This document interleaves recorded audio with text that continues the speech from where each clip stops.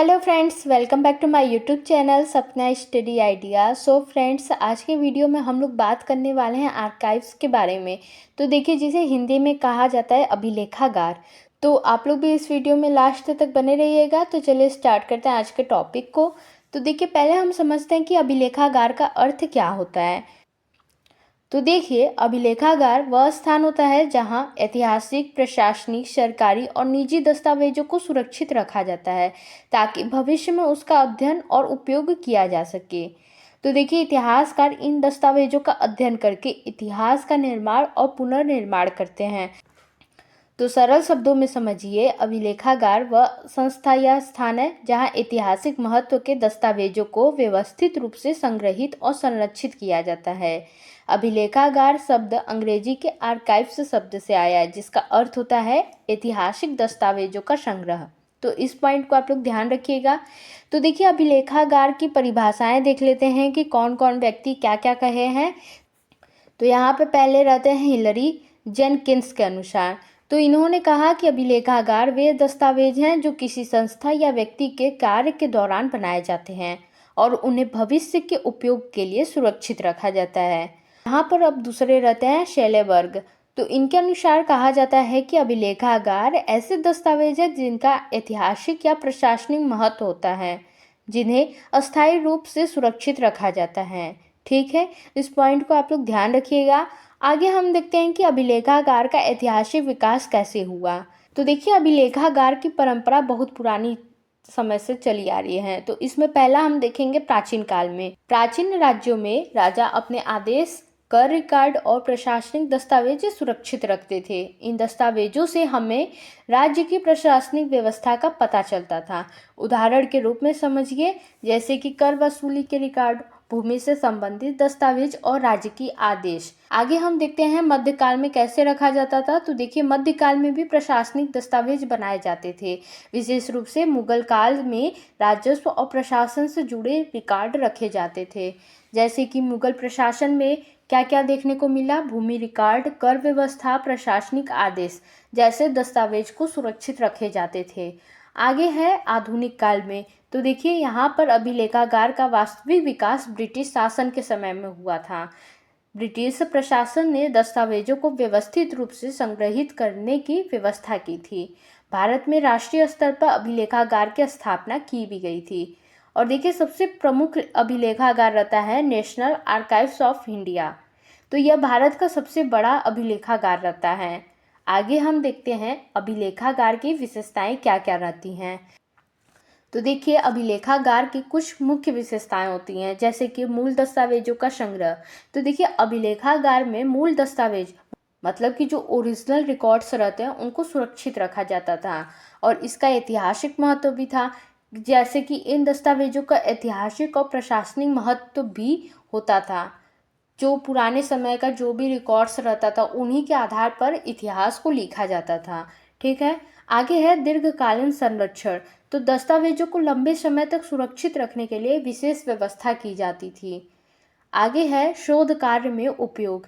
इतिहासकार और शोधकर्ता इन दस्तावेजों का उपयोग करके शोध कार्य करते थे। आगे है अभिलेखागार में सुरक्षित सामग्री। तो देखिए, अभिलेखागार में विभिन्न प्रकार की सामग्री को सुरक्षित रखा जाता था, जैसे कि सरकारी दस्तावेज। सरकारी दस्तावेज में देखिए आते हैं सरकारी आदेश, प्रशासनिक रिपोर्ट, सरकारी फाइलें और कानून। इनसे हमें प्रशासनिक व्यवस्था की जानकारी मिलती है। आगे यहाँ पर रहता है पत्र और पत्राचार। तो देखिए, अभिलेखागार में कई महत्वपूर्ण व्यक्तियों के पत्र सुरक्षित रखे जाते थे, जैसे कि इसमें राजनीतिक विचार से जुड़े, प्रशासनिक निर्णय लिए गए और सामाजिक स्थिति की जानकारी यहाँ पर मिलती थी। और यहाँ पर कुछ नक्शे और योजनाएं भी रखे जाते थे, जैसे कि अभिलेखागार में पुराने समय के जो नक्शे रहते थे उन्हें भी सुरक्षित रखे जाते थे, जैसे शहरों के नक्शे हो गए, किलों के नक्शे हो गए और भूमि के नक्शे हो गए। और जनगणना रिपोर्ट भी यहाँ पर रखा जाता था, जैसे कि जनगणना रिपोर्ट भी अभिलेखागार में सुरक्षित रखी जाती थी। जैसे कि इनमें हमें जानकारी मिलती है, जैसे कि जनसंख्या का, शिक्षा का और सामाजिक संरचना का। ठीक है, आगे यहाँ पर न्यायालय रिकॉर्ड भी रखा जाता था, जैसे अदालतों के कई महत्वपूर्ण दस्तावेज भी अभिलेखागार में सुरक्षित रखे जाते थे, जैसे कि मुकदमों के रिकॉर्ड, कानूनी फैसले इत्यादि, इन सभी चीज़ों को वहाँ पर रखा जाता था। और आगे हम देखते हैं अभिलेखागार के उद्देश्य क्या क्या रहते हैं।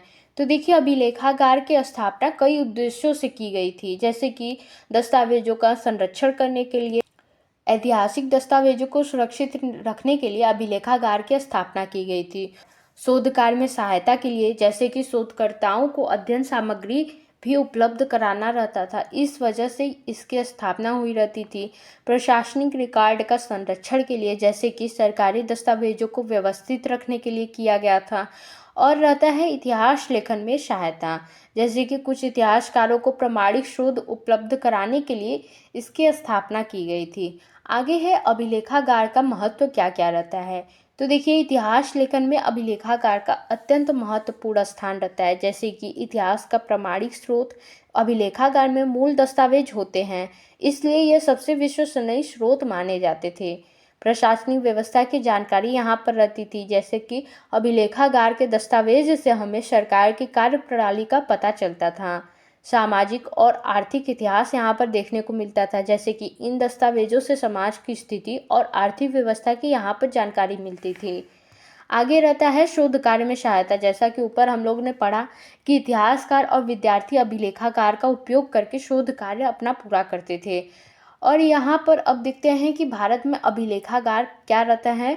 तो भारत में कई महत्वपूर्ण अभिलेखागार रहते हैं। सबसे प्रमुख रहता है यहाँ पर नेशनल आर्काइव्स ऑफ इंडिया।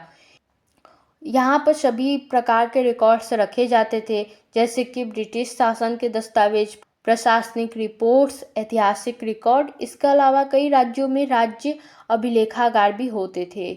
इसकी कुछ सीमाएं भी होती थी, जैसे कि सभी दस्तावेज सुरक्षित नहीं रहते थे, कई दस्तावेज समय के साथ नष्ट भी हो जाते थे, पक्षपात की संभावना भी देखने को मिलती थी, जैसे कि कई दस्तावेज शासकों के दृष्टिकोण से लिखे गए होते हैं। जनता की आवाज़ कम होती थी, इनमें आम लोगों के विचार कम देखने को मिलता था। तो इस प्रकार से हमने देखा कि अभिलेखागार इतिहास लेखन का सबसे महत्वपूर्ण और प्रामाणिक स्रोत तो माना जाता है। इनमें सुरक्षित दस्तावेजों के आधार पर इतिहासकार राजनीतिक, सामाजिक और आर्थिक इतिहास का अध्ययन भी करता है। आई होप आप लोगों को यह छोटी सी वीडियो अच्छी जानकारी दिया होगा। वीडियो अच्छा लगा होगा तो वीडियो को लाइक शेयर जरूर करिएगा, और नए हैं चैनल पर, चैनल को सब्सक्राइब करना ना भूलें। मिलते हैं नेक्स्ट वीडियो में नेक्स्ट टॉपिक के साथ, तब तक के लिए बाय बाय।